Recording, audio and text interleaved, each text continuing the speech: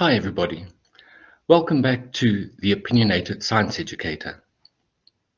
To recap the two previous videos, in terms of the NQF and the qualifications framework, I looked at and I provided an outline for the number of notional hours for the GETC, which is 1,200 hours. For the FET, it's 1,300 hours based on the credit allocation. I provided the number of hours that should be spent doing homework.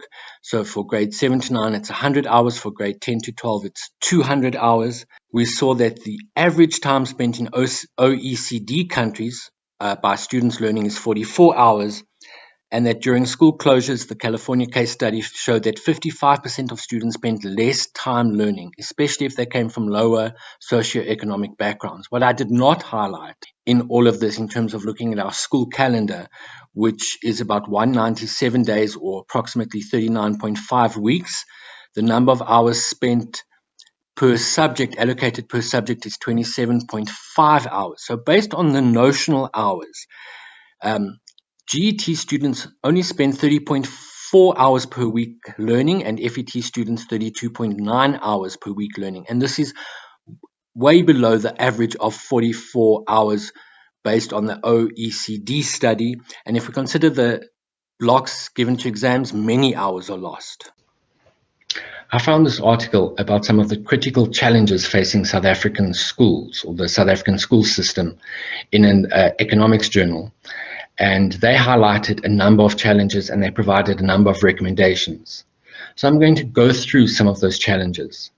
So I want to bring this back to the OECD finding that said that all stakeholders need to redouble their efforts to make students' learning time at school more productive. So the stakeholders, policymakers, the South African school curriculum is content and exam-driven. Schools, senior management teams must ensure the functionality of schools and support teachers. Teachers must show commitment and effectively use their time. Parents need to play an active role in supporting teachers, and students need to be cooperative and exhibit self-discipline. So the paper, Critical Challenges of the South African School System, from the Northwest University, when analyzing the school systems in South Africa, the authors said it became clear that there is a lack of school governance.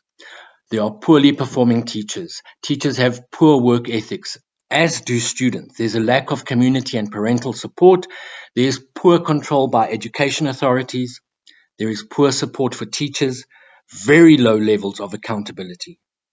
So those are the challenges facing the South African school system.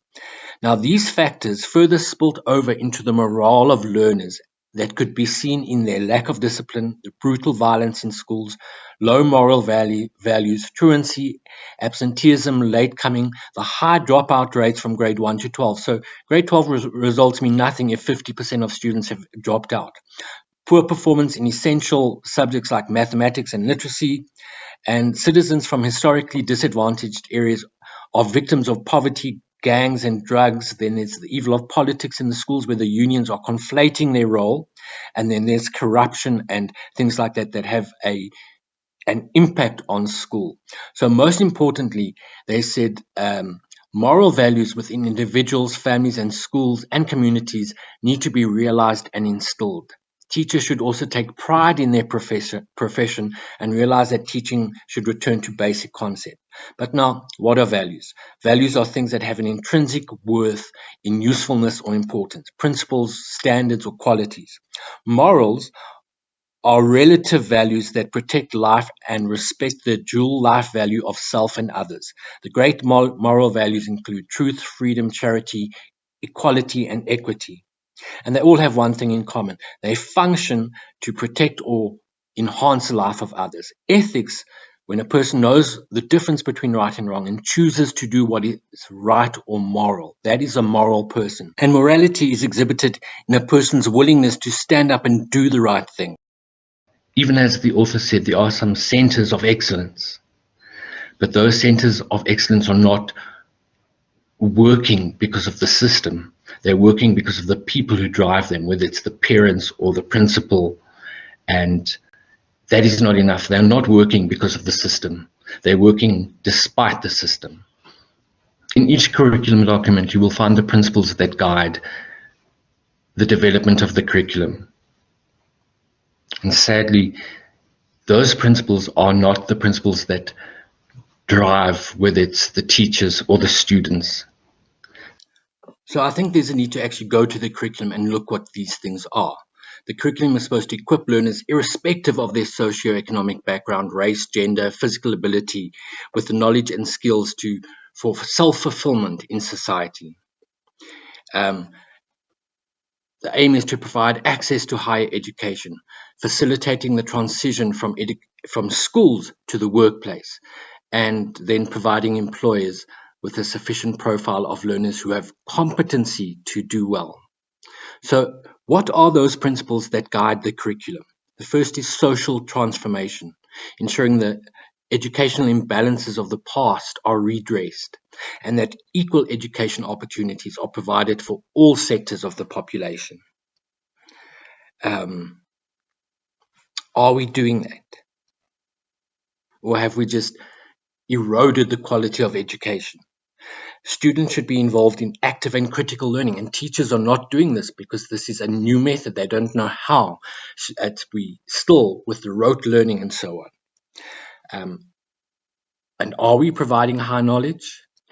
Learners that progress, do they have the skills needed to succeed in the next grade? The principles of human rights, inclusivity, are guided or supposed to be instilled and reinforced through the curriculum.